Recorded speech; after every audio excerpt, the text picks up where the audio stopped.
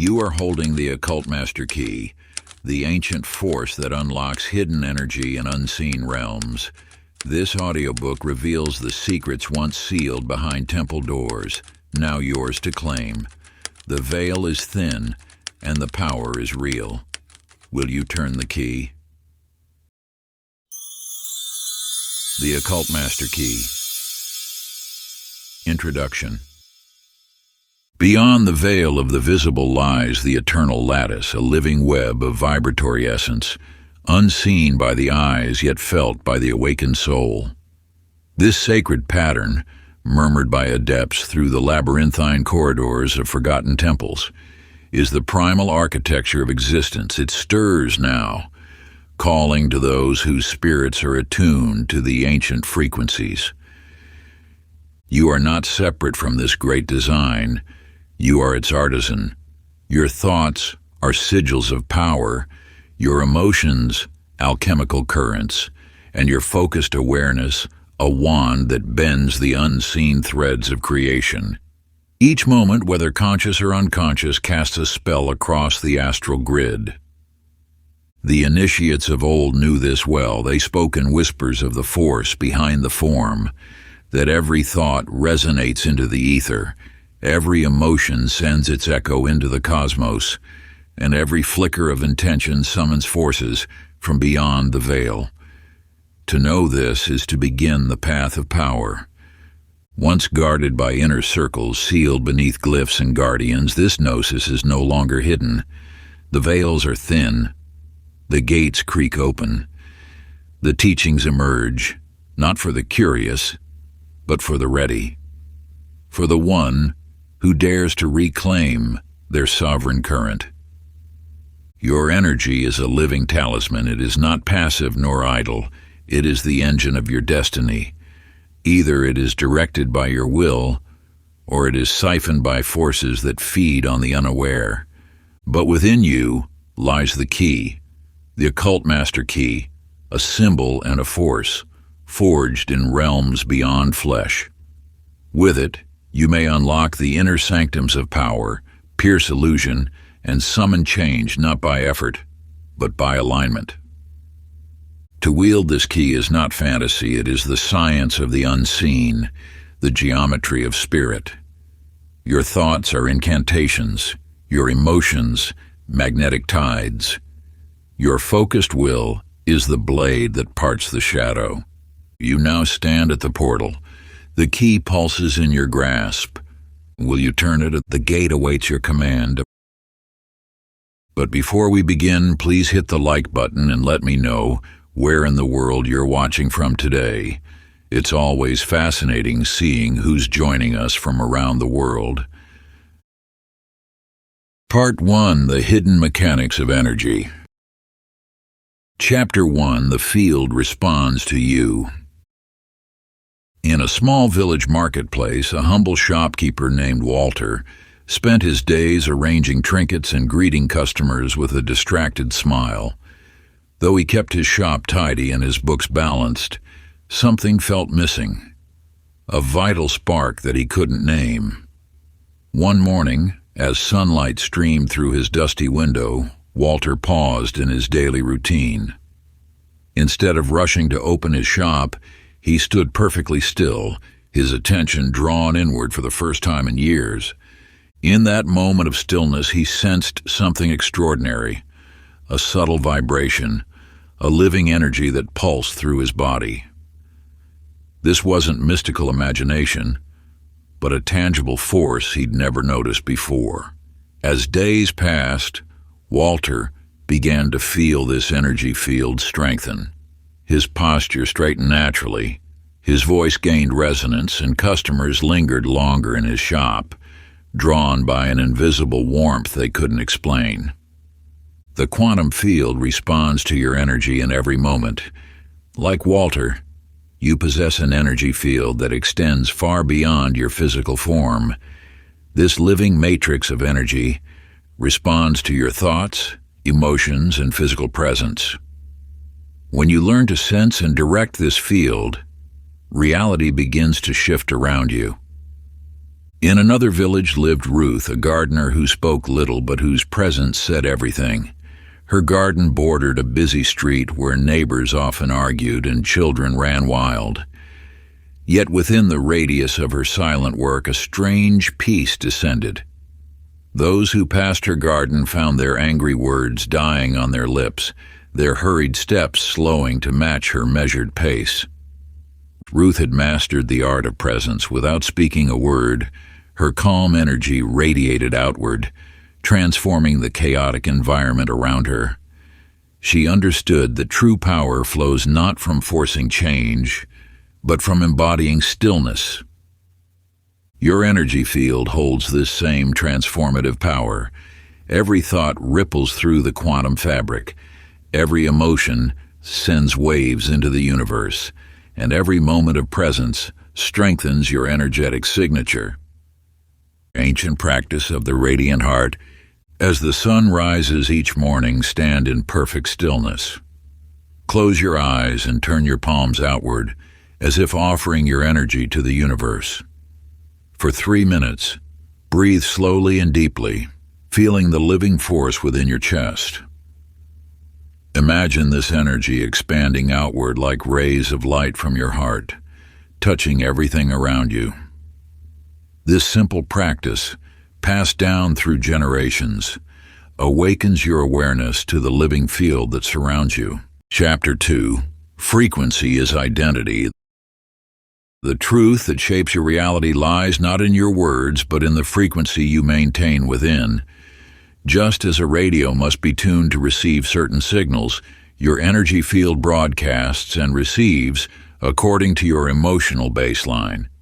This wisdom became clear through Eleanor's journey from perpetual misfortune to mastery of her inner world. Eleanor lived in constant anticipation of the next disappointment. Each morning, she armored herself against expected setbacks. Of course this would happen, became her familiar refrain as trains ran late, opportunities slipped away, and relationships soured. Yet the universe was merely matching her energetic signature, her deep-seated expectation of misfortune.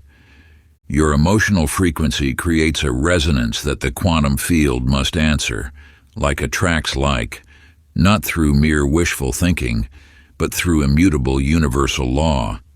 The energy you hold becomes your magnetism, drawing experiences that match your inner state. Consider George, the watchmaker whose bitterness had become as familiar as the tick of his beloved timepieces. For decades, he crafted exquisite watches, while internally crafting elaborate tales of betrayal and resentment. His shoulders hunched, his brow furrowed, his energy contracted into a dense knot of discontent. Customers sensed his frequency and stayed away.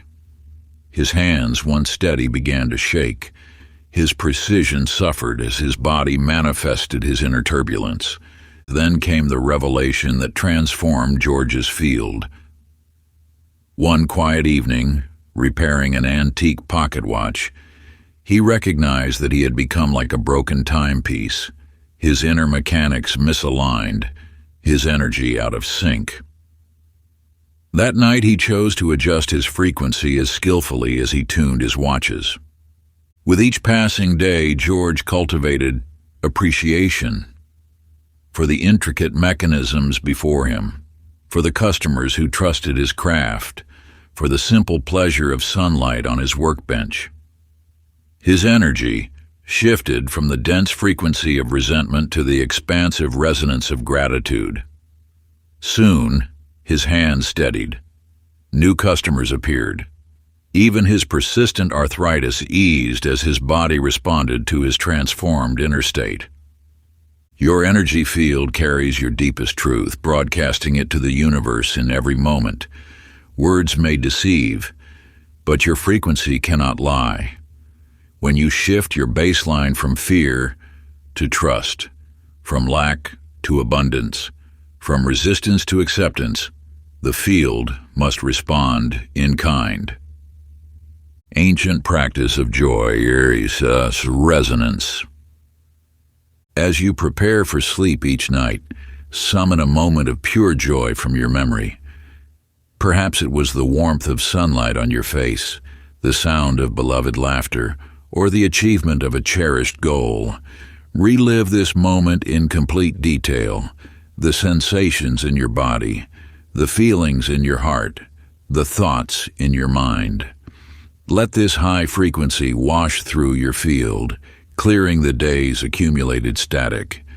This practice realigns your energetic signature with the frequency of joy, allowing the universe to respond accordingly. Chapter 3: Attention is Command.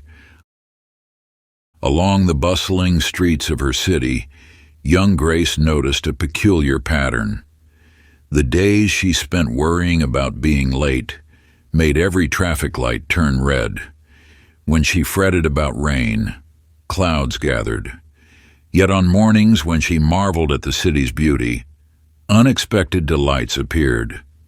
From street musicians playing her favorite songs to strangers offering kind smiles. Through these observations, Grace stumbled upon one of the universe's most potent truths. Energy flows where attention goes. Your attention acts as a lens, focusing universal energy into manifest form. It is the secret command center of your reality, silently directing the flow of life force toward whatever holds your focus. Think of attention as a beam of light in a dark room. Whatever this beam touches becomes illuminated, growing stronger and more defined in your experience. This power works ceaselessly, whether you wield it consciously or not. Each thought you dwell upon, each emotion you feed, each situation you fixate on receives more energy, expanding its presence in your life. Harold, a merchant whose small shop teetered on the edge of bankruptcy, learned this wisdom through necessity. Each morning, he would open his ledger and feel dread twist in his stomach. His attention locked onto mounting bills and dwindling sales, feeding these concerns with his precious life force. The more he focused on scarcity, the more his finances constricted. One dawn, while walking past the town square's ancient fountain, Harold watched how water flowed wherever the channel directed it. In that moment, he understood. His attention was like that channel, and he had been directing it toward what he feared rather than what he desired. That day, Harold shifted his practice. Instead of fixating on empty shelves, he focused on the abundance of what remained. Rather than dwelling on customers who didn't come, he gave full attention to those who did. When worried thoughts arose, he gently redirected his focus to opportunities and possibilities. Gradually, Harold's shop transformed. New customers appeared, drawn by his genuine appreciation. Creative solutions emerged as his attention sought abundance rather than scarcity. Within months, his ledger showed the physical manifestation of his redirected energy. The power of attention explains why two people can encounter the same situation, yet experience entirely different outcomes. One focuses on obstacles, the other on opportunities. One dwells on lack, the other on abundance. The universal field simply amplifies whatever captures their attention. Sacred practice of conscious attention. Throughout your day, pause regularly to notice where your attention dwells. Is it flowing toward what you wish to strengthen or what you wish to release? When you find yourself focusing on unwanted circumstances, gently redirect your attention, like adjusting a lens, toward what you choose to expand in your life. This simple yet powerful practice puts you in command of your energy's flow. Chapter 4: Emotional Current. In the heart of a quiet valley, Arthur lived a life of measured restraint. From his earliest memories, he had learned to suppress his feelings, believing that control meant strength. Yet despite his carefully maintained composure, strange occurrences followed him. Electronics would malfunction in his presence, plants would wither when he passed, and even his closest relationships seemed to fade without apparent cause. What Arthur failed to understand was that emotions are not merely personal experiences. They are electrical currents that pulse through the fabric of existence. Each suppressed feeling became a hidden leak in his energetic field, slowly draining his life force and affecting everything around him. The universe speaks the language of energy, and emotions are its most potent dialect. When you deny your feelings, you create resistance in your energetic circuitry. This resistance manifests as blockages, preventing the natural flow of universal force through your being. Lillian, who lived at the edge of a coastal town, discovered this truth through her grief. After losing her beloved husband, she noticed that fog would gather around her cottage, even on clear days. The local fishermen began to whisper about the strange weather patterns that seemed to follow her movements along the shore. Unknown to Lillian, her unprocessed sorrow was literally changing the atmosphere around her. As she learned to acknowledge her grief, to let it move through her rather than contain it, the weather began to shift.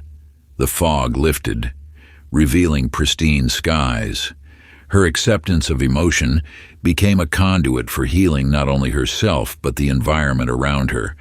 Your emotional body operates like an electrical system. Each feeling carries a specific frequency that either amplifies or diminishes your energetic field.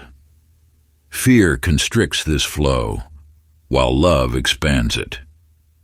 Anger, when acknowledged, can become a catalyst for transformation. Joy, when fully embraced, magnifies your manifesting power. The key lies not in controlling emotions, but in honoring them as messengers of energy. When you feel deeply, you are not showing weakness. You are demonstrating your capacity to conduct higher frequencies of power. Those who fear their emotions often fear their own power. Like Arthur and Lillian, you may have been unconsciously affecting your environment through suppressed feelings. The solution is not to stop feeling, but to become conscious of the energy moving through you. Sacred practice of emotional honoring. Place your hand over your heart and say aloud, "I honor this feeling." Do this whenever you notice an emotion arise. Chapter 5, Thought Forms and Energetic Parasites. For 20 years, Douglas walked through life carrying an invisible burden. His shoulders drooped, his energy waned, and despite adequate sleep, a perpetual exhaustion clung to him like a second skin. Doctors found nothing wrong, yet his vitality continued to fade drop by drop, day after day. What Douglas could not see was the dark thought form that had attached itself to his energy field, a parasitic structure born from years of his father's critical words and his own self-doubt. These repeated thoughts had taken shape in the etheric realm, becoming a semi-conscious entity that fed on his life force. Thoughts, when repeated with emotional intensity, do not simply fade into nothingness. They crystallize into forms that hover in your auric field. Like iron filings arranging themselves around a magnet, similar thoughts cluster together, creating patterns that eventually develop their own momentum. These thought forms can either serve as batteries of positive energy or become parasitic drains on your vitality. In the quiet town where Douglas lived, an elderly woman named Mabel noticed the dark cloud that seemed to follow him. Through ancient wisdom passed down through her grandmother, she understood the nature of these etheric constructs. She had learned that just as thoughts can create these forms, focused visualization can dissolve them. One afternoon, as Douglas rested on a park bench, Mabel shared with him the forgotten art of energy clearing. She taught him that these thought structures, whether created by oneself or absorbed from others, could be transformed through the sacred flame of visualization. The violet fire, she explained, was an ancient symbol of spiritual alchemy, a purifying force that transmutes lower energies into higher vibrations. That evening, following Mabel's guidance, Douglas sat in silence and imagined a sphere of violet fire surrounding his entire being. As the sacred flames danced around him, he felt a lightness he hadn't experienced in decades. The thought form that had drained him for so long began to dissolve in the purifying light. Your own energy field may be hosting thought forms you didn't create, absorbing the projected fears, judgments, and limiting beliefs of others. These constructs attach themselves silently, often in childhood, and continue their drain until consciously dissolved. The violet fire is your inheritance, a tool used by mystics throughout the ages to cleanse the energy field of foreign thought forms. Its flames do not burn, but transmute. They do not destroy, but purify. Sacred practice. Each night imagine a sphere of violet fire surrounding you, burning away all thought forms not of your making. Chapter 6. Symbols and Energy Loops. High in the mountains where ancient symbols still whisper their secrets, a young girl named Edith spent her days tracing spirals in the earth. Her small fingers would draw them everywhere, in the dust, in her food, in the condensation on windows. She didn't know why she was drawn to this pattern, only that something deep within her recognized its significance. In the unseen realms, symbols serve as conduits for cosmic forces. They are not mere decorative elements, but living keys that unlock specific frequencies in the universal field. The spiral, which Edith intuited without instruction, is one of the most fundamental patterns of creation, a shape that appears in galaxies, shells, and the very DNA that forms your being. Your environment is constantly speaking to you through its symbolic language. Every image, every pattern, every form resonates with specific energetic frequencies. These frequencies then interact with your own energy field, creating subtle but powerful effects on your consciousness and, ultimately, your reality. In a quiet valley, an artist named Clyde discovered this truth through his paintings. For years, his studio walls had been adorned with images of struggle and conflict, scenes he believed represented profound artistic depth. His life mysteriously seemed to mirror these images: constant challenges, unending battles, perpetual strain. One autumn morning, guided by an inner knowing, Clyde began removing these paintings. In their place, he hung works depicting flowing water, ascending birds, and expanding light. Within weeks, the atmosphere of his life began to shift. Opportunities flowed more easily, relationships softened, and a sense of lightness pervaded his days. The symbols surrounding you are not passive decorations, they are active energy anchors, broadcasting specific frequencies into your field. Ancient temples understood this, carefully incorporating sacred geometry and specific symbols to create transformative energetic environments. Your home, your workspace, even the jewelry you wear, are all participating in this hidden language of form. When you unknowingly repeat certain symbols or surround yourself with particular images, you create energetic feedback loops that reinforce specific patterns in your life. These loops can either uplift or deplete your field, depending on the inherent frequency of the symbols involved. Just as Edith was naturally drawn to the spiral, a symbol of evolution and divine unfoldment, You too have an innate wisdom about which energetic influences serve your highest good. Your body knows, your energy field responds, even if your mind hasn't yet made the connection. Sacred practice. Cleanse your personal space.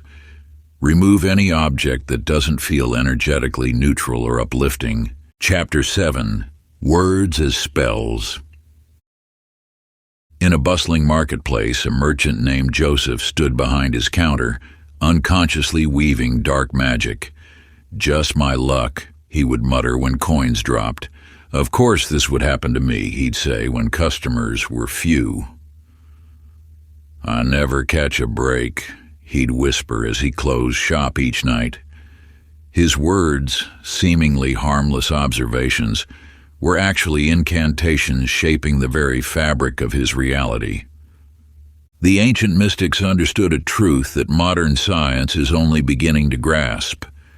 Words carry vibrational frequencies that ripple through the quantum field. When you speak, you are not merely expressing thoughts, you are literally programming the matrix of creation. Each word you utter is a seed planted in the fertile soil of the universe.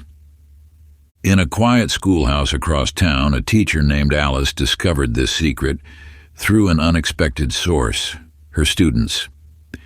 She noticed how children who were told they were brilliant began to shine brighter, while those labeled difficult seemed to fulfill that prophecy. This observation led her to examine her own speech patterns.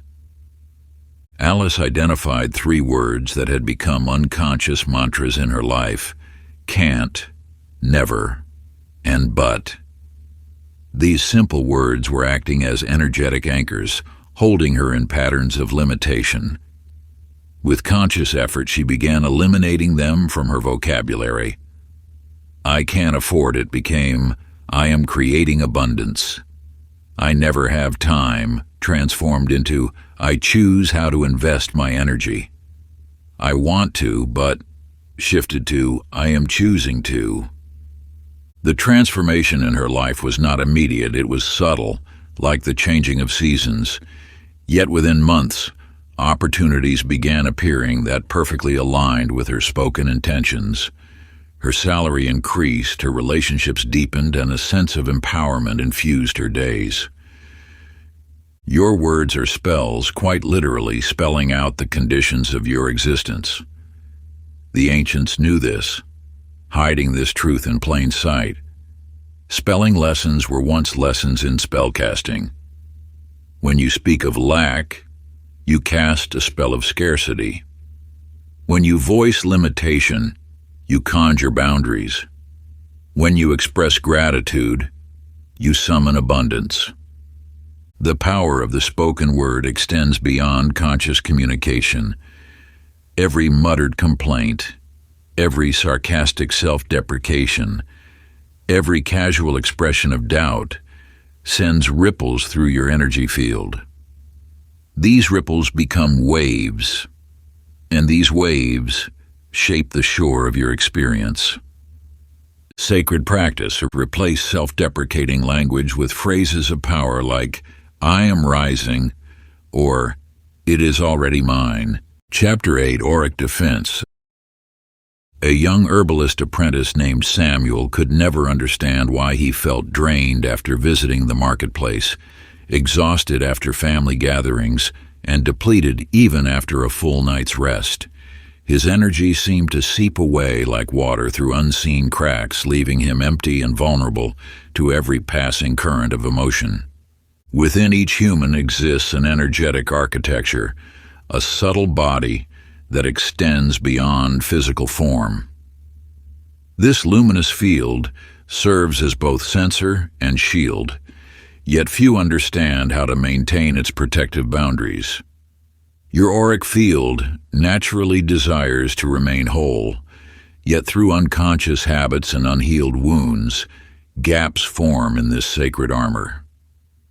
These openings act as doorways through which your vital force escapes, and through which others' energies intrude. A crowded train, an argument, or even excessive time viewing distressing news can pierce your energetic membrane.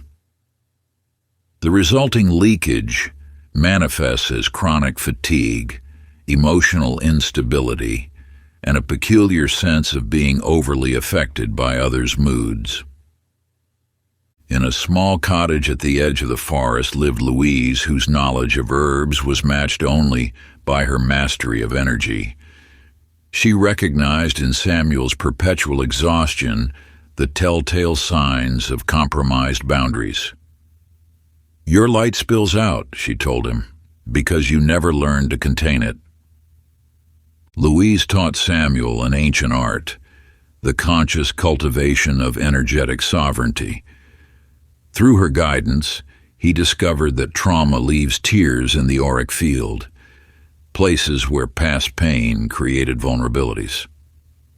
Excessive attention directed outward pulls energy through these openings like water through a sieve.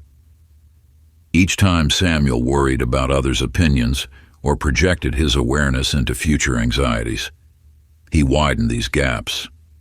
The remedy began with recognition. Samuel learned to feel the precise moments when his energy began to leak in certain conversations, during specific thoughts, or in particular places. Louise showed him how to seal these openings through focused intention and energetic hygiene.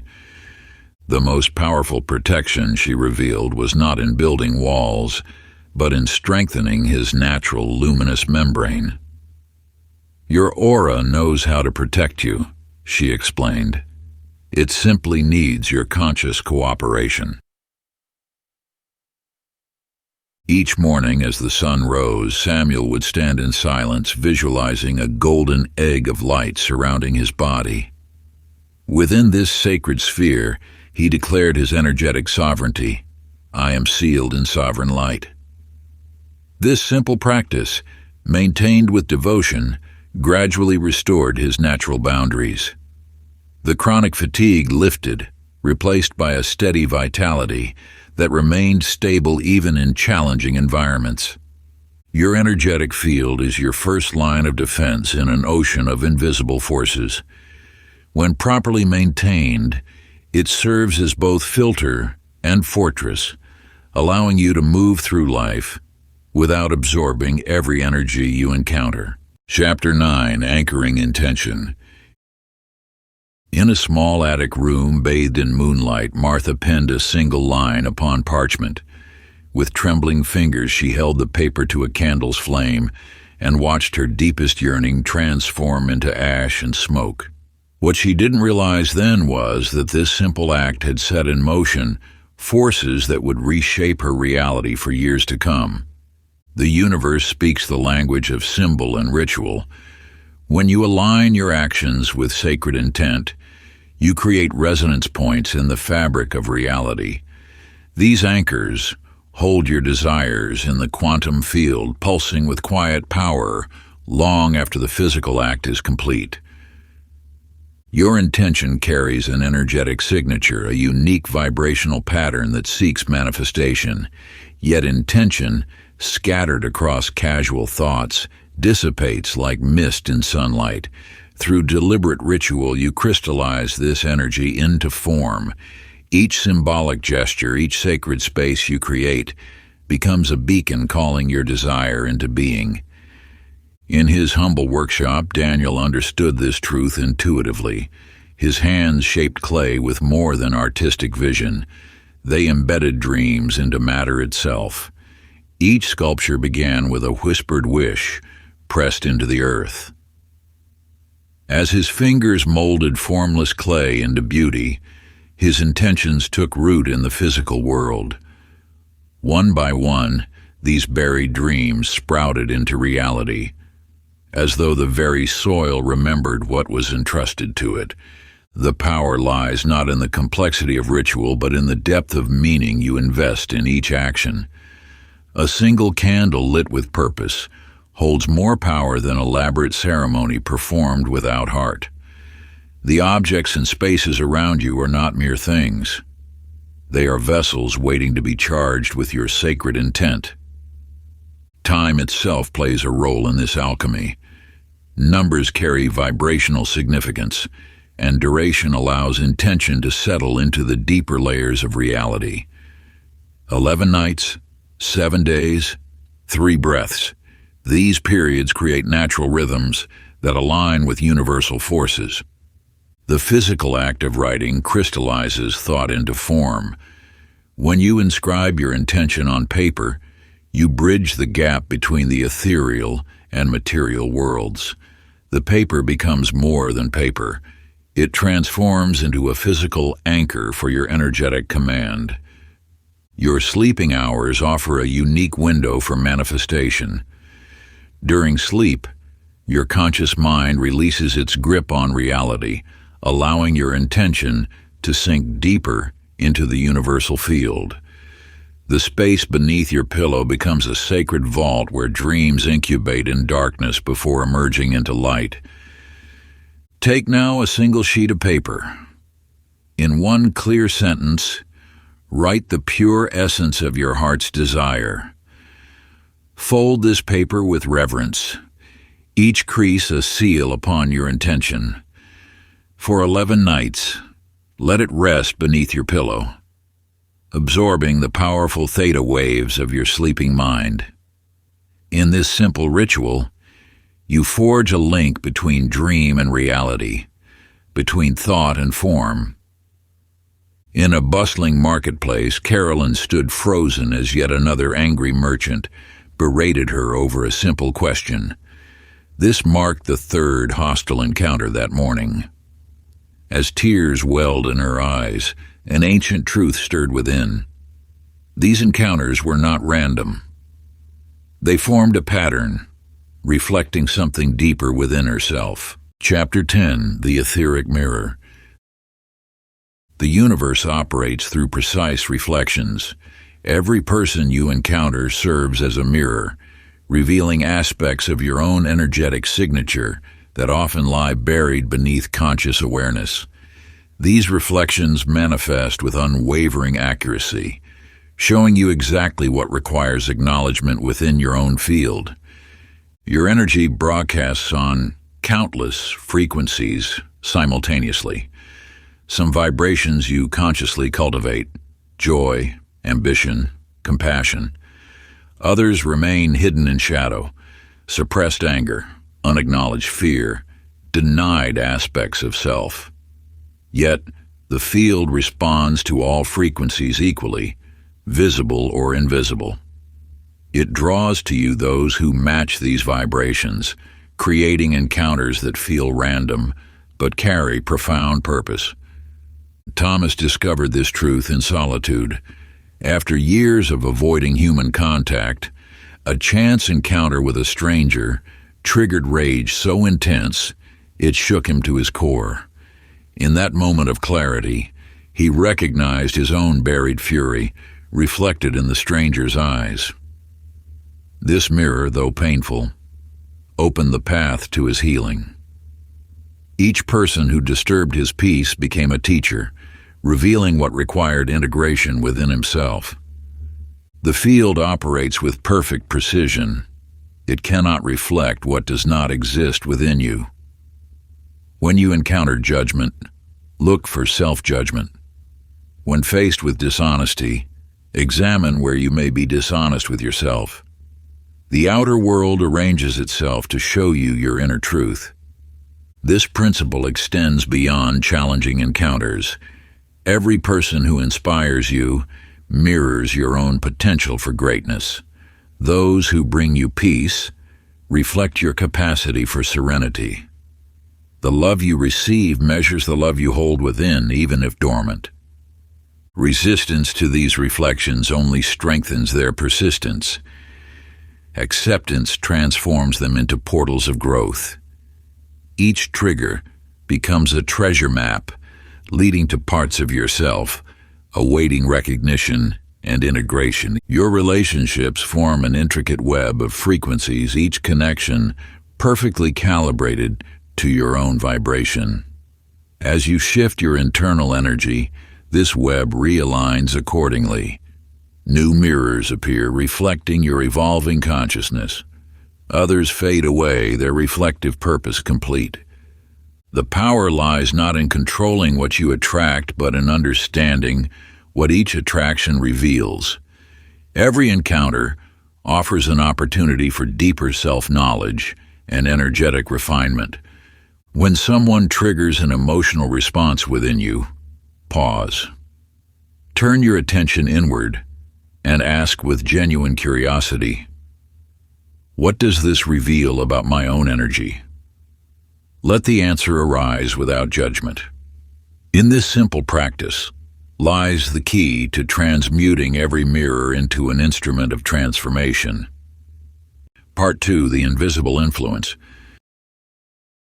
Chapter 11, Psychic Cords and Energy Theft. Norman's story echoes an ancient truth about the invisible threads that bind souls together. Like many, he couldn't understand why family gatherings left him depleted, as though something essential had been drawn from his very core. Each interaction with his sister seemed to diminish his life force, leaving him weary and confused. The mystery of these draining encounters lies in the ethereal cords that connect all beings. These psychic threads, invisible to physical eyes but potent in their effects, stretch between hearts like silver ribbons of light. While some connections nurture and strengthen, others slowly drain vital energy from your field. These cords form naturally through emotional bonds, but not all serve your highest good. Some attachments become channels through which others unconsciously feed on your energy. This vampiric exchange often occurs without malicious intent. Many who drain others are themselves depleted, unconsciously seeking to fill their own emptiness. Velma discovered this truth during a period of inexplicable fatigue. Her closest friend, though dear to her heart, had formed an energetic dependency that manifested as constant emotional neediness. Rather than confronting this pattern with resentment, Velma recognized it as an opportunity for mutual healing. Through gentle awareness, she began to notice the sensation of these cords, a subtle pulling at her solar plexus during certain interactions. Instead of severing these connections with anger or blame, she chose the path of compassionate release. Understanding that true love empowers rather than depletes, she visualized these cords dissolving in golden light. The art of cord cutting requires wisdom, not force. These energetic attachments respond to the frequency of love, not the harshness of rejection. When you release with grace, both parties find freedom to establish healthier connections. Your solar plexus, the energetic center below your ribs, often houses these psychic cords. This sacred center governs personal power and becomes the anchor point for many emotional attachments.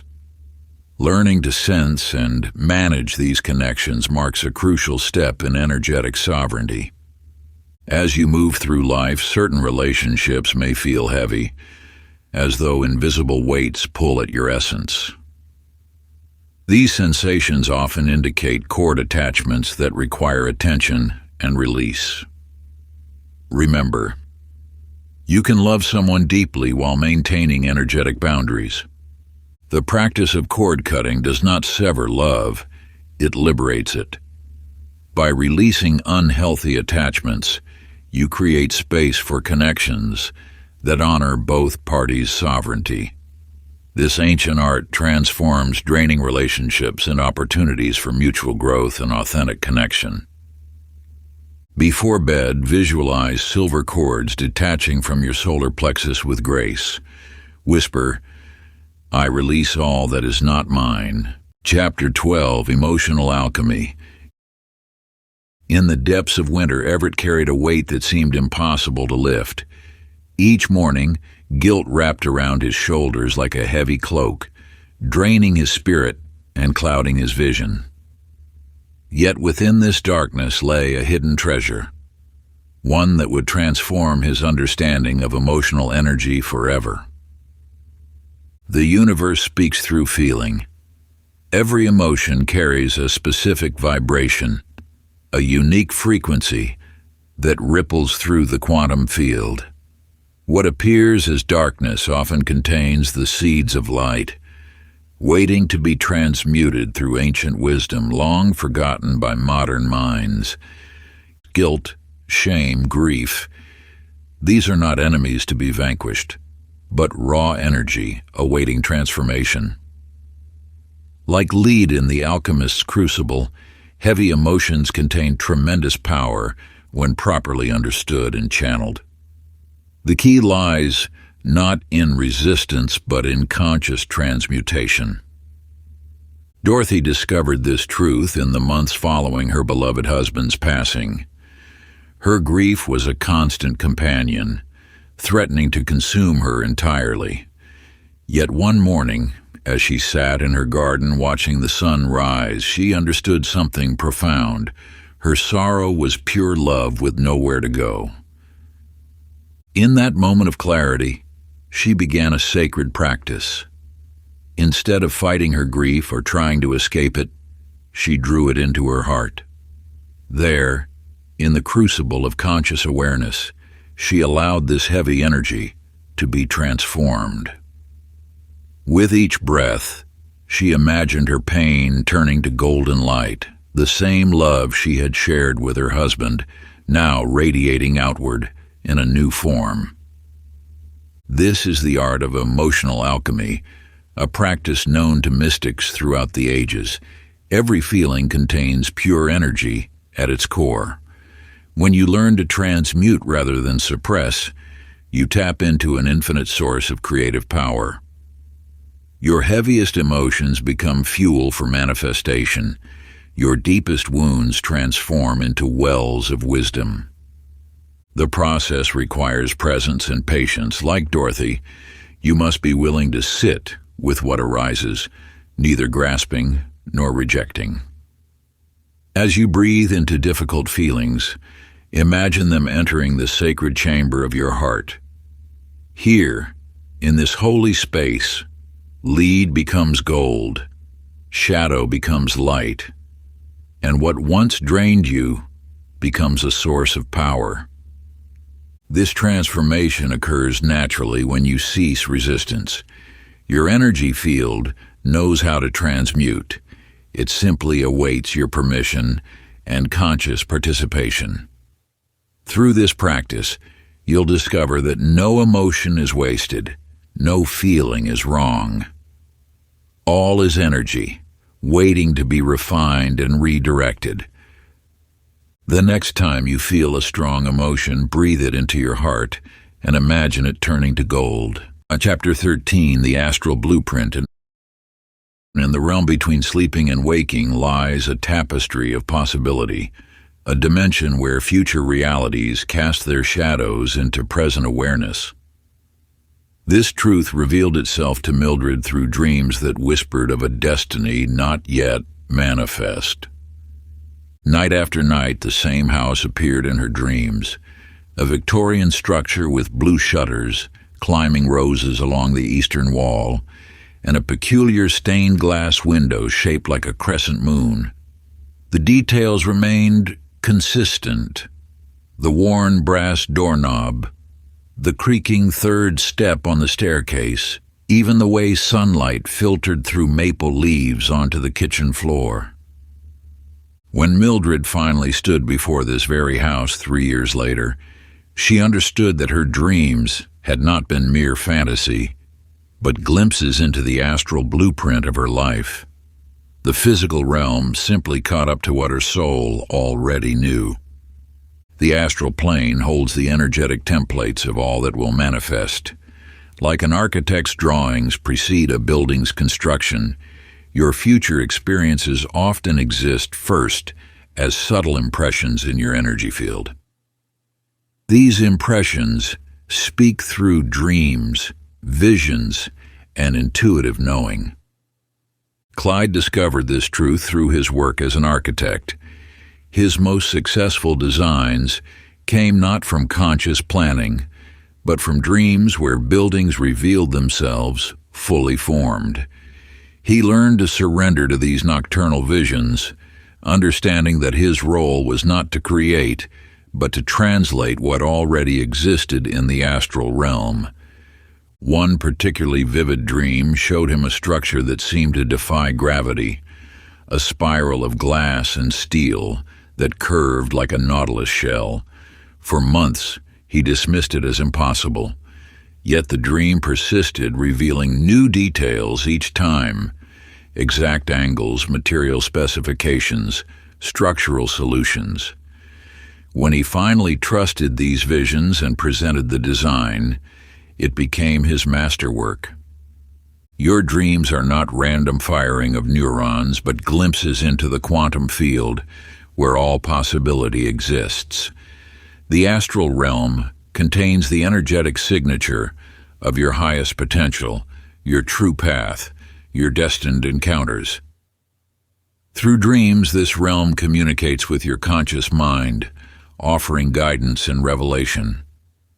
Many dismiss these messages, considering them mere fantasy. Yet those who learn to pay attention discover that reality often follows the pattern of their dreams. The astral blueprint manifests through the law of resonance. What you glimpse in dreams gradually draws itself into physical form, provided you maintain the energetic frequency of that vision. Keep a dream journal. Record even fragments. Your future may already be speaking. Before we get into the next chapter, you can download a free ebook version of this audiobook using the link in the pinned comment below this video. Chapter 14, Portals in Time. In the vast tapestry of existence, each moment of decision creates a ripple through the energetic field. Stanley understood this truth one autumn morning, when time seemed to fold in upon itself. Walking past an old oak tree, he experienced more than simple déjà vu. He witnessed the quantum nature of choice. The tree triggered a memory of a conversation decades ago, a moment when his younger self stood at a crossroads. In that suspended instant, Stanley not only remembered the choice he made, but glimpsed the alternate path he didn't take. The experience left him trembling with understanding. Reality is not fixed, but fluid. You exist simultaneously across multiple energetic timelines, each one branching from points of decision. These choice points create portals, moments where consciousness can shift between parallel streams of possibility. What appears as fate is often the momentum of previous choices, carrying you along established energetic grooves. Evelyn discovered this in the quiet of her library. Between rows of ancient books, she began experiencing fragments of other lives, not past lives, but parallel ones. In these glimpses, she saw herself making different choices at crucial moments. The most striking vision showed her accepting a position abroad instead of staying in her hometown. Rather than dismiss these experiences, Evelyn learned to work with them. She discovered that by entering a state of deep stillness, she could revisit energetic crossroads. These weren't mere fantasies or regrets, but actual portals where timeline shifts were possible. Through focused intention, she began to draw the wisdom and strength from her alternate choices into her present reality. The power to shift timelines lies in understanding that all possibilities exist simultaneously in the quantum field. Your consciousness moves between these possibilities like a beam of light, illuminating one reality while leaving others in shadow. But nothing is truly lost or irretrievable. When you make a choice, you don't eliminate other possibilities. You simply direct your attention to one particular timeline. The others continue to exist in potential form, accessible through the right state of consciousness. This is why certain memories feel more alive than others. They are points where timelines intersect, where choice still holds active power. The wisdom of the ages teaches that time is not linear but circular, not fixed, but malleable. Your power lies not in erasing the past, but in choosing which energetic timeline to empower with your attention and intention. Imagine a moment you regret. See yourself choosing differently. Feel the shift and carry it forward. Chapter 15, Entities, Egregores, and Thought Beings. In the depths of consciousness, voices whisper, some born of your own mind, others echoing from the collective field of thought. Yet not all these whispers originate from your own being. The unseen realms pulse with living thought forms, entities shaped by the concentrated beliefs and emotions of humanity. Vera discovered this truth in the silence of meditation.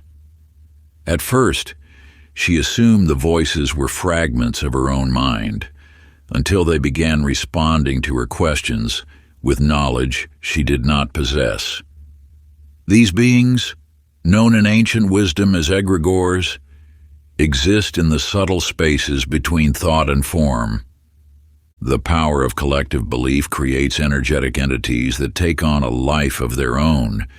Like clouds forming from atmospheric moisture, egregores coalesce from the concentrated thoughts and emotions of groups, cultures, and societies. They can emerge from religious beliefs, political movements, or even corporate identities. Once formed, they seek to perpetuate themselves by influencing the thoughts of those who encounter them. Martin learned this through bitter experience. His persistent fear of failure took shape over years, eventually manifesting as a shadow presence that whispered doubts into his mind.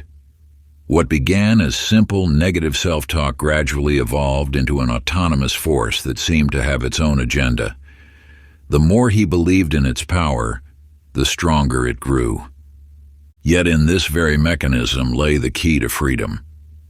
These thought forms, though real in their effects, exist only through the power of belief and attention. Martin discovered that by withdrawing his belief, consciously revoking his consent to its influence, the entity began to lose its hold. Through steady practice, he learned to recognize when his thoughts were truly his own and when they originated from these external influences. You maintain unconscious energetic agreements with numerous thought forms. Some serve your growth, while others drain your vital force. The ancient practice of discernment, learning to distinguish between internal truth and external influence, becomes essential in navigating these subtle realms. Every belief you hold creates ripples in the energetic field.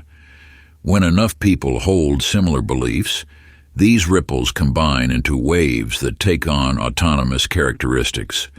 You need not fear these entities, but you must learn to recognize and manage your relationship with them. Your consent, conscious or unconscious, determines their influence in your life. The power to dissolve or reprogram these thought forms lies in understanding that they are sustained by belief. Like a plant deprived of water, they wither when denied the energy of attention and belief.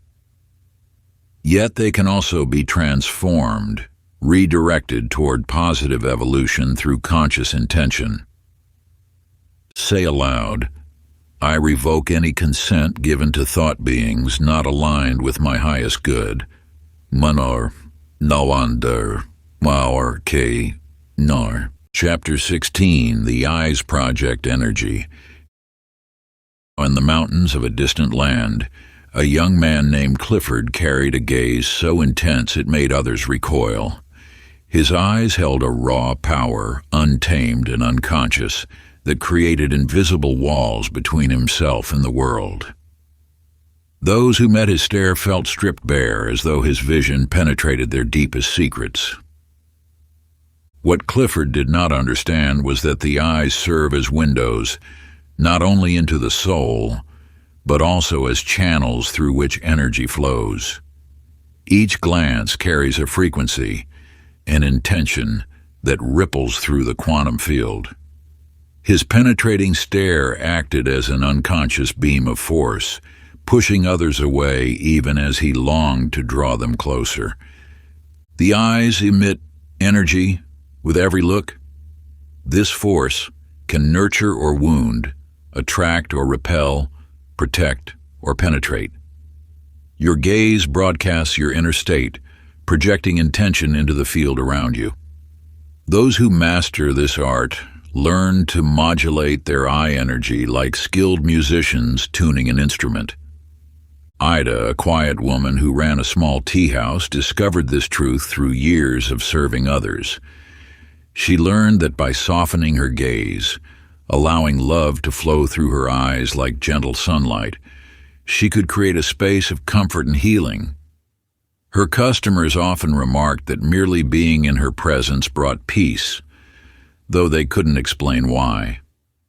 The secret lay in what the ancient ones called the velvet gaze, a way of looking that combines strength with softness, awareness with acceptance. This art requires no force, no manipulation, only a conscious choice to let love flow through the windows of your soul. Through practice, Clifford learned to transform his piercing stare into a healing force. He discovered that by relaxing the muscles around his eyes and allowing his heart's energy to flow upward, his gaze became a bridge rather than a barrier. People no longer avoided his eyes but found themselves drawn to the warmth they contained. Your eyes constantly transmit energy into the world. Each glance carries your frequency, your intention, your state of being. When you master the art of conscious eye energy, you gain access to one of the most subtle yet powerful tools of energetic influence, and the practice is simple yet profound. When speaking to others, soften your gaze. Imagine love flowing from your eyes like invisible light. Chapter 17. Manifestation through Withdrawal. Once in a valley where mist clung to ancient trees, there lived a woman named Mabel, who spent years pursuing her dreams with fierce determination. Each morning, she would write her goals, visualize them, and chase them with relentless energy. Yet the more she reached, the further they seemed to drift. Only when exhaustion forced her to surrender did she stumble upon a hidden truth. In the space of her surrender, she discovered the paradox that lies at the heart of manifestation. What you chase will forever elude you, but what you release returns of its own accord. The universe operates through an eternal dance of energetic equilibrium. When you grip tightly to a desire, you create resistance in the very field that would otherwise bring it to you. Your attachment becomes a force that pushes away the very thing you seek to attract. Consider the tale of Virgil, a merchant who spent decades pursuing wealth through cunning and strategy. His mind constantly churned with schemes and plans, yet prosperity remained just beyond his grasp. One day, after losing everything in a failed venture, he experienced a profound shift. In his moment of complete surrender, he lost all interest in the pursuit of money. A curious thing happened then. As his attention turned to simply living each day with appreciation, abundance began flowing into his life through unexpected channels. Opportunities appeared without effort. Resources materialized without strain. By releasing his desperate grip on wealth, he created a vacuum that the universe rushed to fill. This principle extends beyond material manifestation. In relationships, in health, in any arena where you seek to create change, attachment to outcome becomes the very obstacle to its realization. The energy of pursuit carries within it the frequency of lack, a signal to the universe that you don't have what you desire. When you withdraw your energy from the chase, you alter the underlying pattern. Release creates space. Space invites fulfillment. This is not passive resignation, but active surrender. A paradoxical state where letting go becomes the most powerful form of attraction. Like Mabel, who found her dreams pursuing her once she stopped pursuing them, you too can discover the magnetic power of detachment. Your desires don't need your constant attention to materialize. They need your trust in the perfect unfolding of universal law. Take one desire you've been gripping, release it, say, if not this, then something better. Chapter 18, The Shadow Manipulator. In the quiet corners of a small town, Lucille moved through life as everyone's confidant, counselor, and rescuer. Her phone rang at all hours with friends seeking advice, family members in crisis, and colleagues desperate for solutions. She prided herself on being needed, on fixing what was broken in others' lives. Yet beneath her helpful exterior lay an exhaustion that grew deeper with each passing day. The pattern began to shift when she encountered an old mystic who saw through her carefully crafted facade. "Your helpfulness," the mystic observed, "is a chain that binds both you and those you claim to serve." These words struck at something deep within Lucille's heart.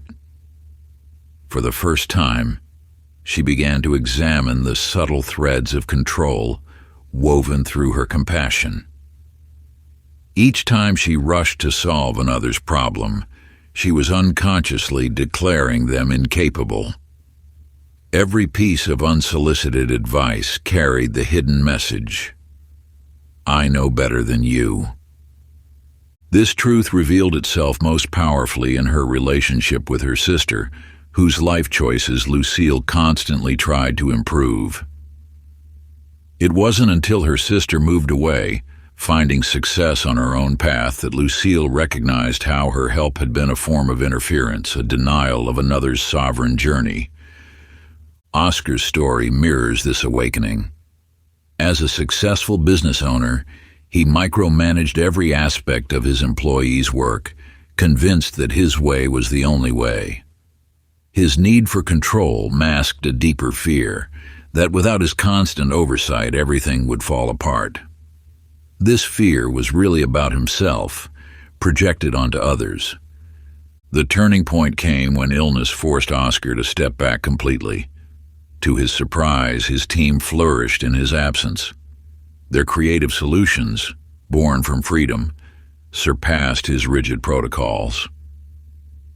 In letting go, he discovered a profound truth. Control is an illusion that blocks the natural flow of life's intelligence. Your need to fix others often reflects what needs healing within yourself. The urge to control disguises a deep uncertainty about your own path. When you catch yourself trying to manipulate outcomes in others' lives, pause.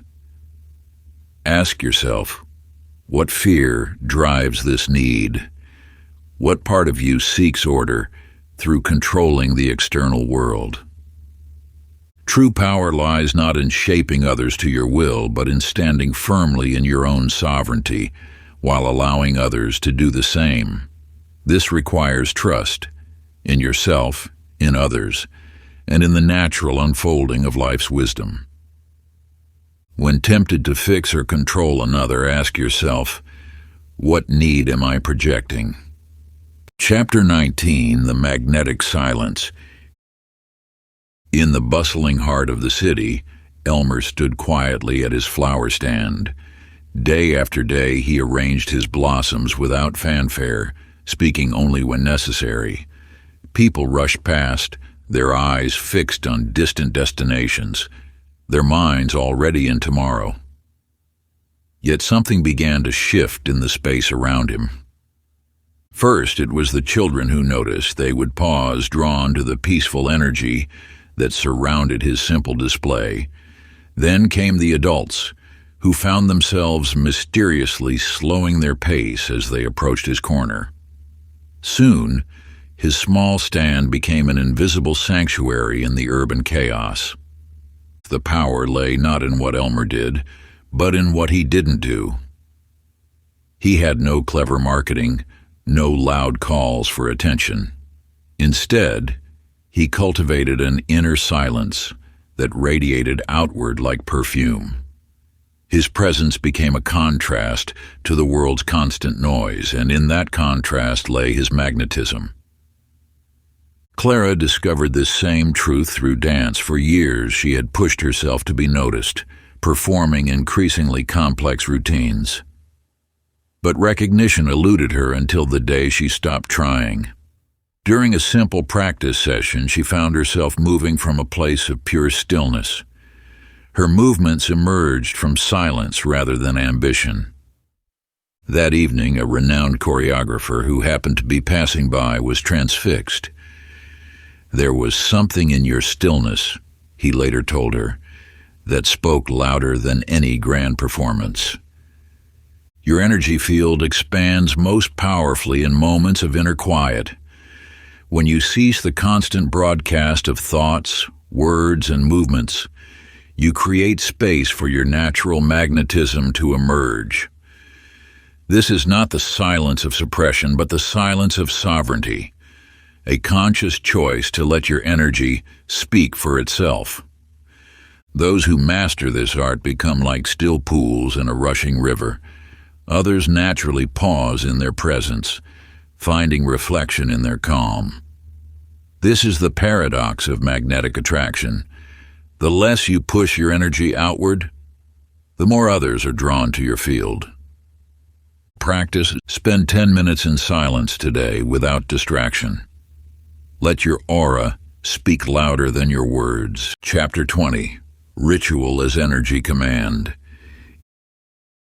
In an age where speed conquers stillness, true power lies hidden in the smallest moments. This wisdom revealed itself to Lois one ordinary morning as she watched steam rise from her coffee cup.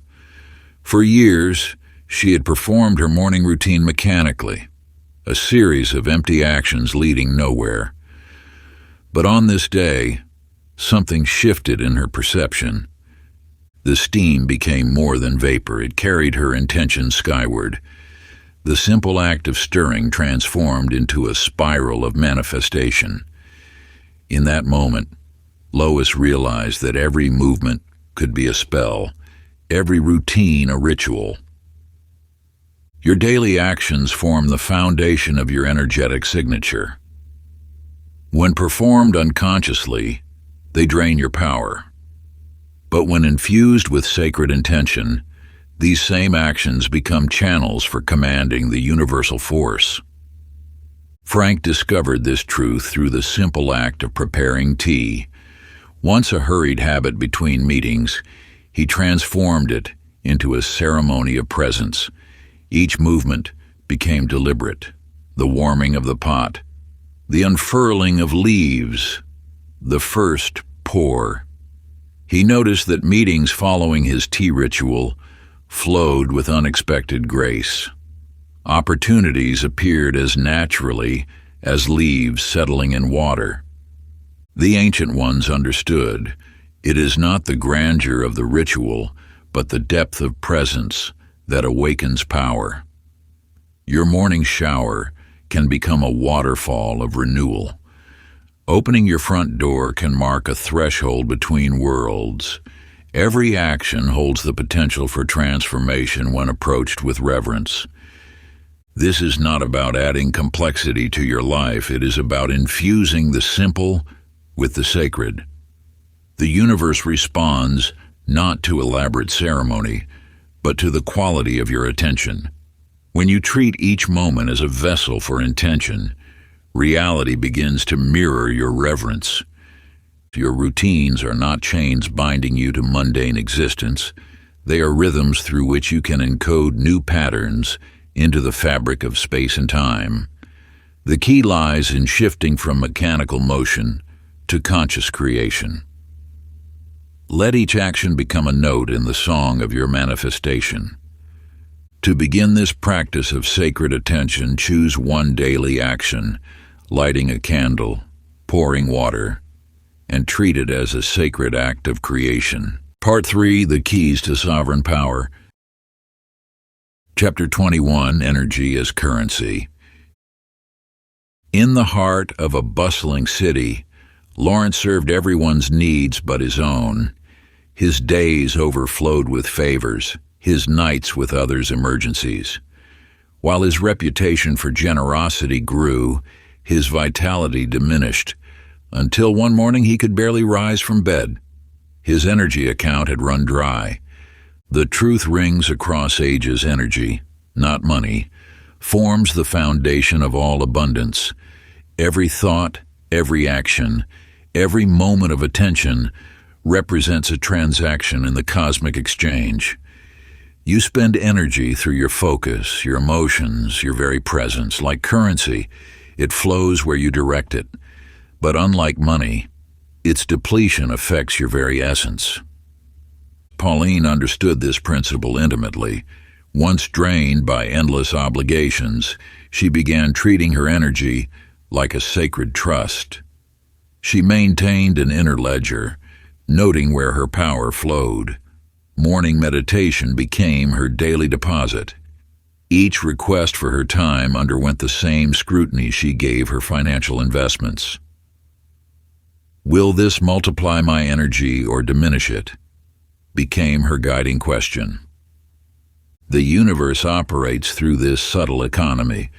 When you deplete your energy reserves through constant giving, you break the natural law of exchange.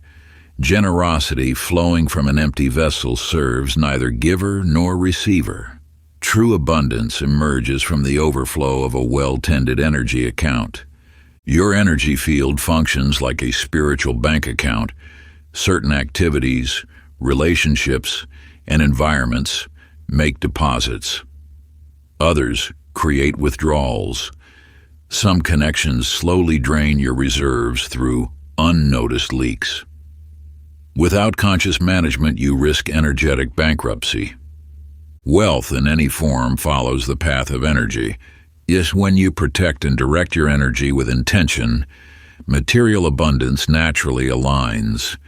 Your vital force attracts or repels circumstances according to its strength and quality.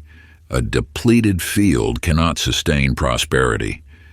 This is not a call to withhold your gifts from the world.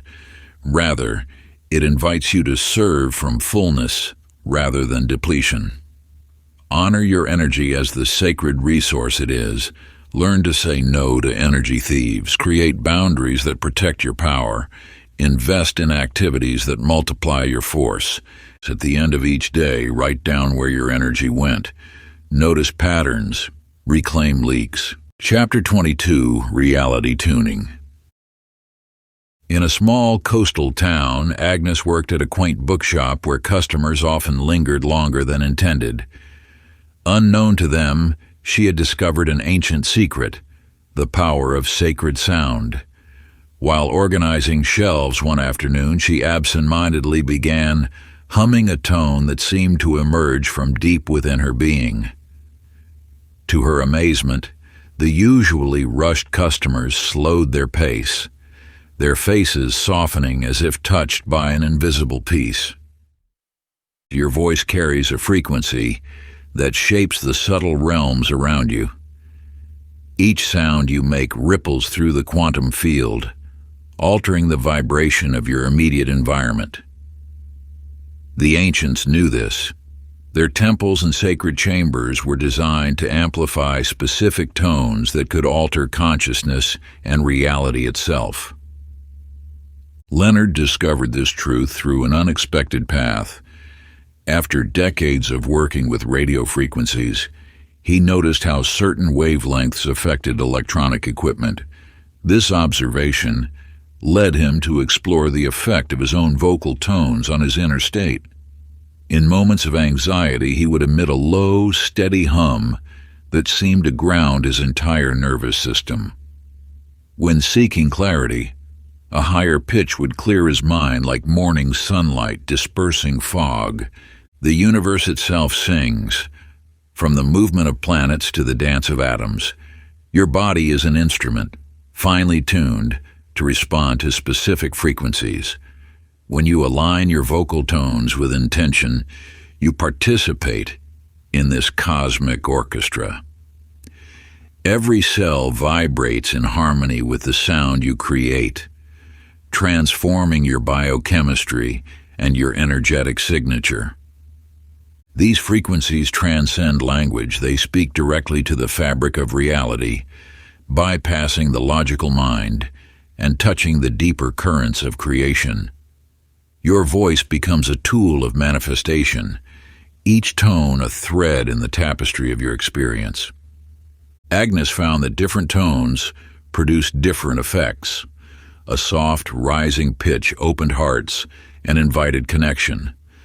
A steady, medium tone created a shield of calm around her. Through patient exploration, she mapped these sonic territories, learning to navigate reality through sound. Leonard's discovery went further. He realized that combining specific tones with clear intention amplified their power. His chants became precise frequencies of transformation, each one a key unlocking different aspects of consciousness. Through sound, he learned to modulate his energy field at will. Try humming a gentle tone for 2 minutes. Feel where it vibrates in your body. Use it to align. As you hum, let your awareness settle not on the noise, but on the vibration. This is not about sound, it's about sensation. The subtle stirring of energy, the gentle unwinding of tension, the return of your mind to your body and your body to the present moment. Chapter 23, Energy Reversal Defense. In a bustling marketplace, Nellie felt the sharp daggers of envy piercing her aura. Her small business had flourished while others struggled, and the weight of their resentment grew heavier each day. She sensed their whispered words and sidelong glances draining her vitality until an ancient wisdom awakened within her soul. The universe operates through cycles of giving and receiving. When negative energy is directed your way, it creates an opening, not for harm, but for transformation. Like a martial artist who uses an opponent's force to their advantage, you can learn to redirect and transmute hostile intentions. The power lies not in resistance, but in conscious redirection. Every energetic attack carries potential that can be alchemized. This is not about defense or retaliation, but about mastering the subtle art of energetic transformation. Clyde, a humble potter whose work attracted both admiration and jealousy, understood this principle intuitively. Each morning, he would sense the weight of others' ill wishes gathering around his workshop. Rather than absorb or deflect these energies, he learned to catch them like a skilled dancer catching their partner, spinning them through his heart center and returning them transformed. Those who had cursed him found unexpected blessings flowing into their lives. Their envy dissolved into inspiration, their hatred melted into healing. Without speaking a word, Clyde demonstrated the highest form of energetic mastery, turning poison into medicine, and this practice requires no confrontation, no external action. It happens in the silent sanctuary of your energy field. When you feel negative intention directed your way, imagine it as raw power, neutral fuel that can be refined through your consciousness. You become not a victim of others' projections, but an alchemist of energy. Each attack becomes an opportunity for transformation, not just for yourself, but for the sender. This is the hidden path of the energy master, transforming darkness not by fighting it, but by passing it through the light of awareness. Nellie began practicing this art with small interactions. When she felt jealousy from a neighboring vendor, she would silently gather that energy, infuse it with understanding, and let it flow back transformed. Soon, those who had once envied her success found their own fortunes improving mysteriously. The key lies in maintaining sovereignty over your energy field while remaining open to the possibility of transformation. You need not accept negative energy, nor do you need to return it in its original form. You become a conscious transformer of frequency, serving the highest good of all involved. When negativity comes your way, whisper, "Return to sender," elevated and cleared. You are not a dumping ground for unprocessed pain. You are not a container for projection, resentment, or chaos that does not belong to you.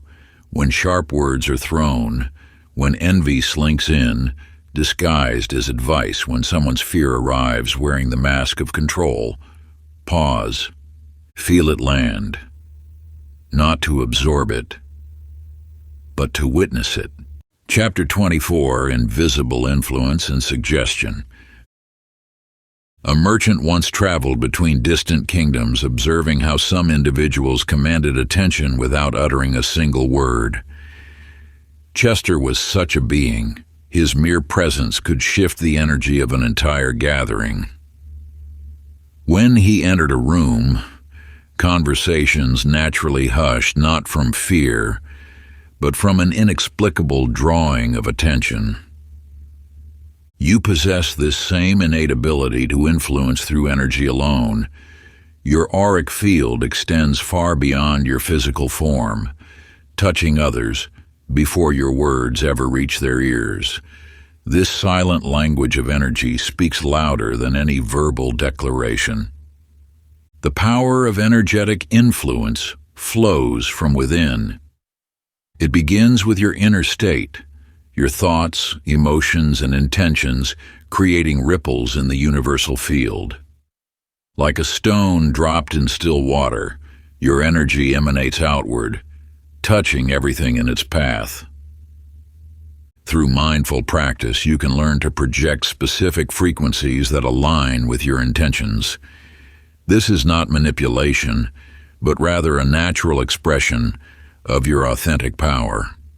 Your energy field becomes a living testament to your inner state. Maud discovered this truth in her own way. Once shy and overlooked, she began cultivating an inner garden of confident silence. She learned to ground herself in her own presence, allowing her energy to expand naturally. Without changing her quiet nature, she found herself drawing others into her orbit. Her colleagues began seeking her counsel, though she spoke little. Her opinions carried weight, though softly expressed. The key lies not in forcing your presence upon others, but in allowing your natural radiance to shine forth. Your energy field responds to your self-image and inner state. When you stand firmly in your own power, others naturally attune to your frequency. This is the ancient art of energetic sovereignty, the ability to influence through presence rather than force. Your energy speaks before your lips move, shapes experience before action unfolds. Sacred practice.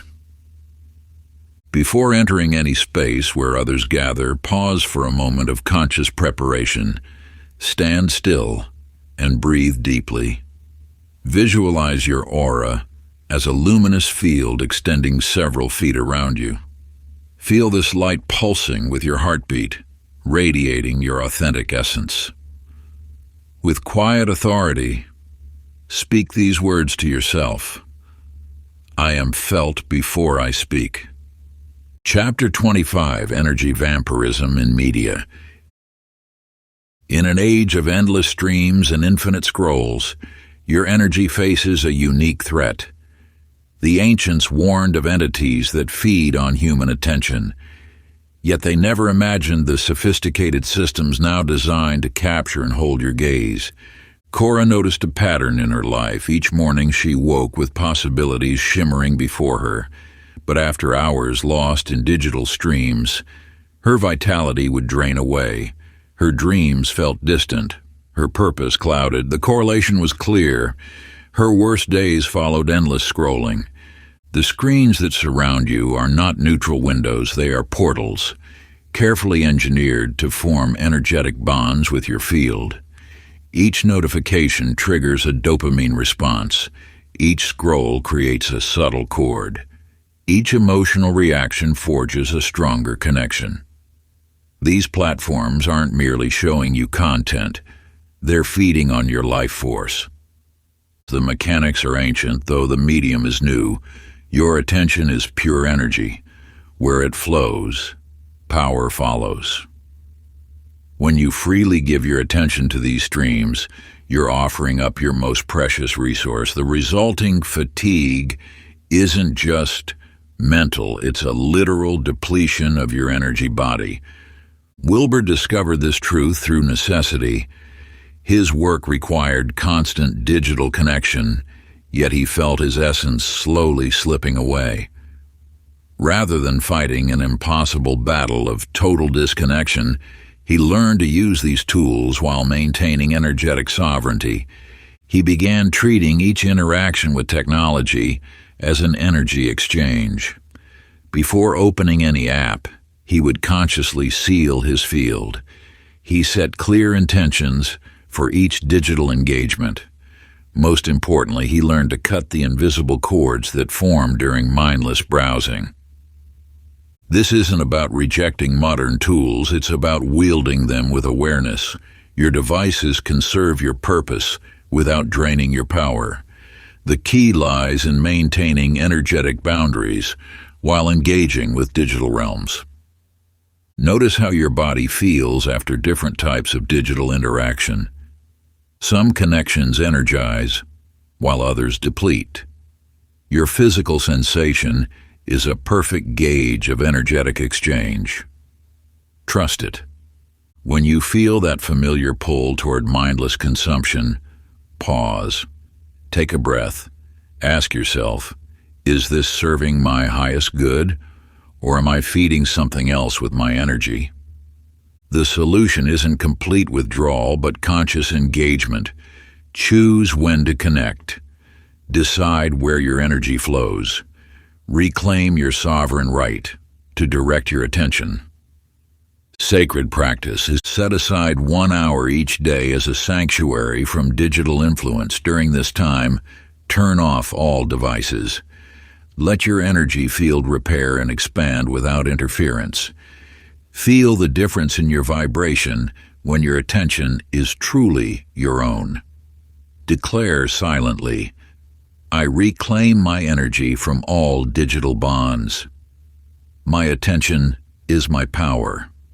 Chapter 26, The Power of No. Once there lived a wise woman named Pearl, known throughout her village for her healing touch and generous spirit. From dawn until dusk, she offered remedies, counsel, and comfort to all who sought her aid.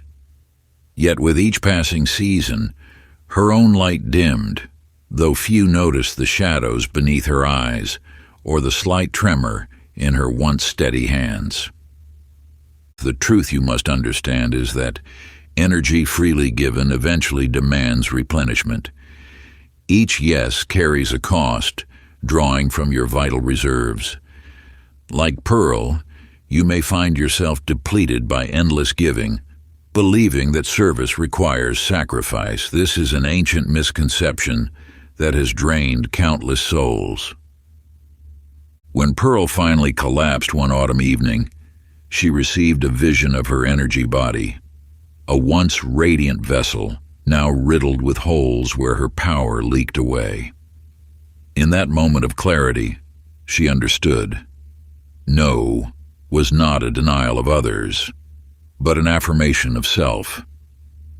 Eugene, a merchant who once said yes to every request, watched his business and health crumble under the weight of endless obligations. One day, studying the flow of currency in his ledgers, he realized that energy follows the same principles. It must be carefully managed, not carelessly spent. No is not a barrier, it is a boundary. When you decline what drains you, you create space for what sustains you. This is the hidden wisdom that masters have long understood. Preservation of energy is as vital as its expression. Through saying no to what did not truly serve her purpose, Pearl's light began to shine again. Her healing became more potent because it flowed from abundance rather than depletion. Those who truly needed her received more because she gave from wholeness rather than habit. Each time you say no to what depletes you, you say yes to your own power. This is not selfishness. It is stewardship of the sacred energy entrusted to you. Like a well that must maintain its depth to offer pure water, you must maintain your boundaries to offer your true gifts. Practice say no once today where you'd usually say yes. Feel the surge of reclaimed power. And then pause. Don't rush into the next task or interaction. Let the quiet after your no stretch a little longer than usual. Notice the way your body softens, or strengthens, or stands a little taller. Perhaps there's a breath you didn't know you were holding that finally releases. This is a subtle turning, but a profound one. That one no might be small on the surface, a declined meeting, a postponed favor, a gentle refusal to overextend. But beneath it, something ancient stirs, a remembering, a returning. Notice what arises after the number, relief maybe, or guilt, perhaps fear, or an unfamiliar stillness. Let whatever comes come. You're learning a new language, a language of self-respect, of inner economy, of power that flows inward before it flows outward.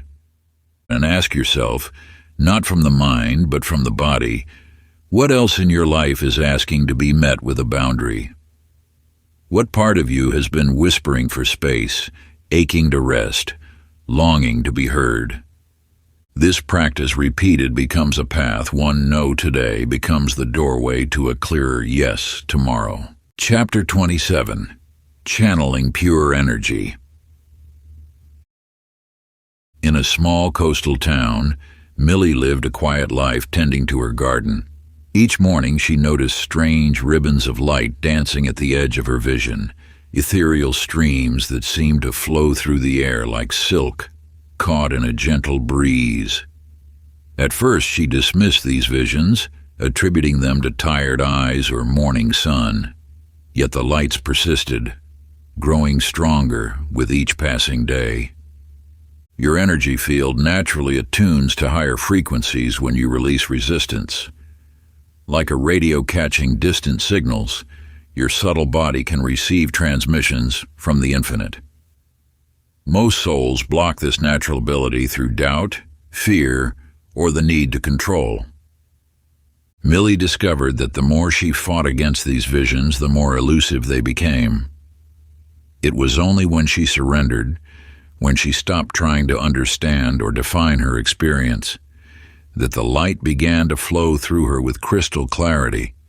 The universe speaks in whispers, and only the still mind can hear its voice. Albert, a retired engineer, spent decades analyzing systems and solving complex problems through logic alone. His rational mind rejected anything it couldn't measure or quantify.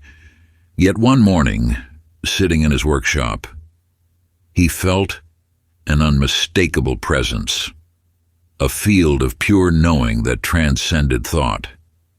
In that moment, he understood that some truths can only be received, never figured out. The divine force flows constantly around and through you. It requires no special talent or years of training to access, only the willingness to become empty. When you clear your mind of expectations and your heart of demands, you create space for grace to enter. Through practice, Millie learned that breath was the bridge between ordinary awareness and heightened states of reception. With each exhale, she released the need to direct or control. With each inhale, she opened herself to divine guidance. The light she once merely observed now moved through her, using her hands to heal and her voice to speak ancient wisdom. Albert found that his technical background actually helped him understand the mechanics of surrender. He approached channeling as he would approach conducting electricity, by removing resistance and creating clean pathways for energy to flow. His breakthrough came when he stopped trying to be the power source and instead became the conduit. You are already a perfect vessel for divine transmission. Your only task is to step aside and allow the infinite to express through you. This requires neither effort nor strain, only the courage to remain empty and available to what wants to move through you. Sit in silence and say inwardly, "Use me as a vessel for light." Then listen. Let the silence expand around you like a wide and open field. Don't strain to hear anything. Don't try to force a revelation. Just be still enough to notice the flicker behind your eyes, the soft hum of presence, the warmth gathering somewhere in your chest. Subtle, quiet, unmistakable. You may think nothing is happening, but in your very stillness the shift begins. Something rearranges within you. Something ancient starts to stir, perhaps not in words, perhaps not in images, but in the felt sense that you're no longer alone in your breath, in your body, in your life. No, one breath, one moment, one quiet yes to the unknown. Chapter 28, Walking Between Worlds. A strange sensation followed Harriet throughout her life, a feeling of being slightly out of sync with the world around her. While others moved through life with certainty, she experienced reality as though watching it through a gossamer veil. Shadows seemed to whisper, and ordinary moments often felt charged with hidden meaning. The truth is that reality exists in multiple layers, each vibrating at its own frequency. Your physical experience represents just one thin slice of an infinite spectrum. Those who feel different, displaced, or somehow separate from the mainstream often possess a natural ability to perceive these alternate frequencies. Harriet's breakthrough came during an ordinary afternoon. As she walked through her garden, the air suddenly shimmered, and she glimpsed another version of her flowers, more vivid, more alive, pulsing with visible energy. In that moment, she realized she wasn't meant to fit perfectly into one dimension. She was designed to move between them. Floyd lived a simple life, tending his crops in the heartland. Each night, his dreams showed him where to plant, when to harvest, and how the weather would turn. He never questioned these visions until the day he realized his dreams weren't about the future. They were glimpses into a parallel now, a dimension where time flowed differently. Your consciousness naturally drifts between dimensional frequencies during sleep, meditation, or moments of deep peace. This explains déjà vu, prophetic dreams, and those inexplicable moments when reality seems to shift ever so slightly. You're not imagining these experiences. You're remembering your multidimensional nature. Through patient observation, Harriet learned to recognize the subtle signs of dimensional overlap, a slight change in air pressure, a shimmer in peripheral vision, or a sudden knowing that transcended logical thought. She discovered that these moments weren't random. They responded to her awareness and intention. Floyd found that his connection to other dimensions strengthened when he stopped trying to force or direct it. By simply acknowledging the validity of his experiences, he opened himself to clearer reception. His dreams became more vivid, his intuition sharper, and his understanding deeper. You too can learn to navigate these subtle realms consciously. The key lies not in reaching or striving, but in allowing yourself to remember what your soul already knows. Your very discomfort with normal reality may be a sign that you're designed to access these other frequencies. Before sleep, settle into a quiet stillness and speak to the universe with clear intention. Declare with gentle conviction, "Tonight, I travel consciously between the veils of dimensions. Let me remember every journey, every insight, and every truth I encounter in those sacred realms." Feel these words resonate within your being as you drift toward slumber, knowing that your soul prepares to venture beyond the confines of ordinary perception. This simple yet powerful declaration serves as a key that unlocks the doorway between worlds, preparing your consciousness to retain the wisdom gathered during your dimensional wanderings. Chapter 29, Holding the Frequency. Within the silent depths of an ancient monastery, Luther knelt before his meditation cushion each dawn, reaching for enlightenment. His practice would lift him to soaring heights of consciousness, only to plummet back into density when faced with worldly challenges. Like many seekers before him, he discovered that reaching elevated states was far easier than maintaining them.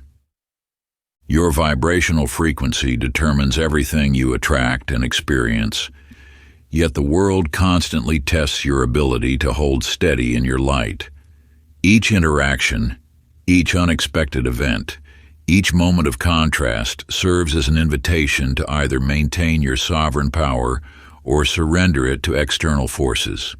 Luther's transformation began when he stopped seeking peak experiences and started cultivating energetic resilience instead.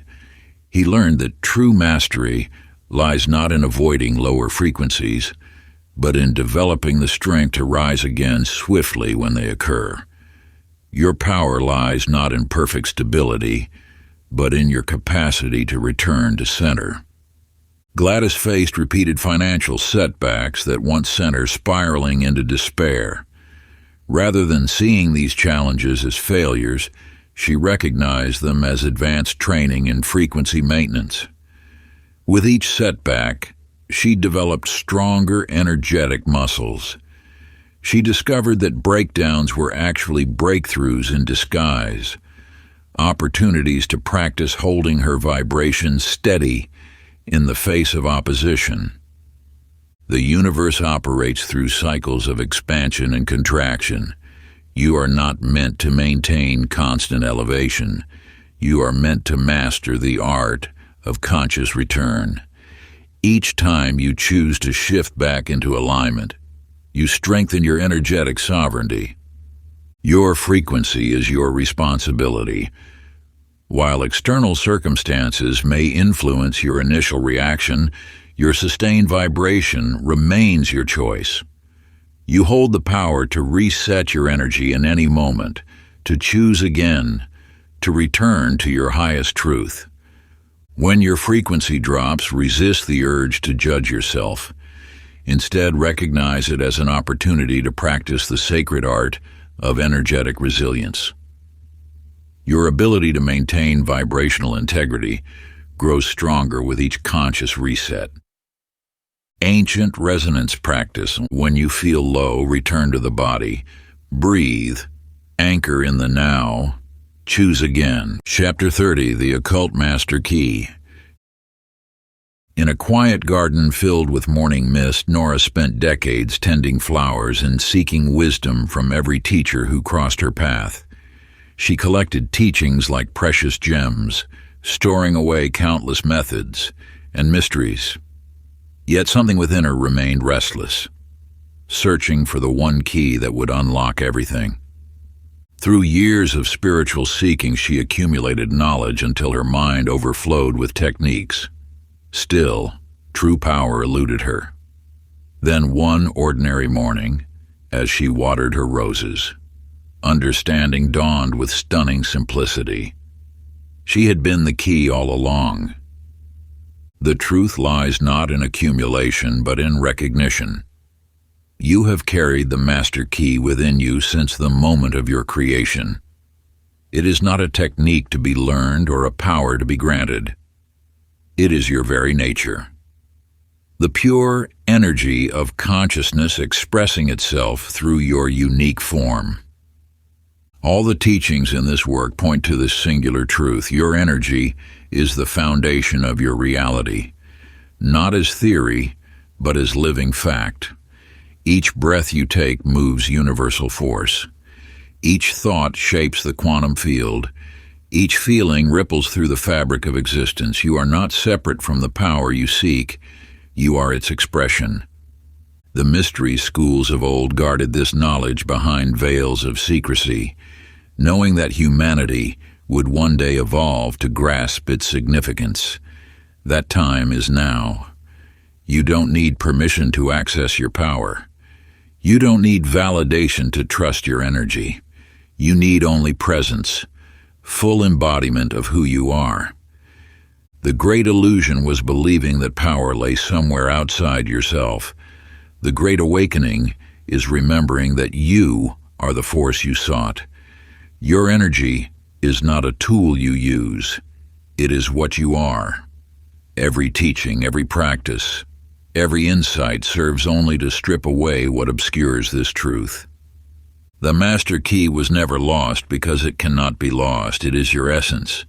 When you align with this knowing, the universe responds not to what you do, but to what you are. Your presence becomes your power. Your being becomes your doing. Your energy becomes your reality. Stand in stillness and whisper, "I am the key. I turn it now." Then act from that knowing. If you enjoyed this audiobook, I created a free ebook version for you. You can download it using the link in the pinned comment. Conclusion. The ancient teachings you've uncovered are not mere concepts to be studied. They are living frequencies that resonate with the deepest parts of your being. Each word carries an energetic signature designed to awaken dormant wisdom within your cellular memory. As you integrate these truths, your entire field begins to shift. Remember that energy responds to consciousness. The force flowing through you is not blind or random.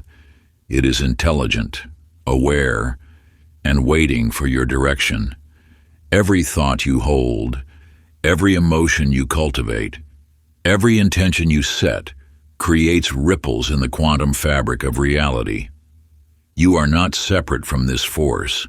You are its conscious expression. Mastery does not mean controlling or dominating energy.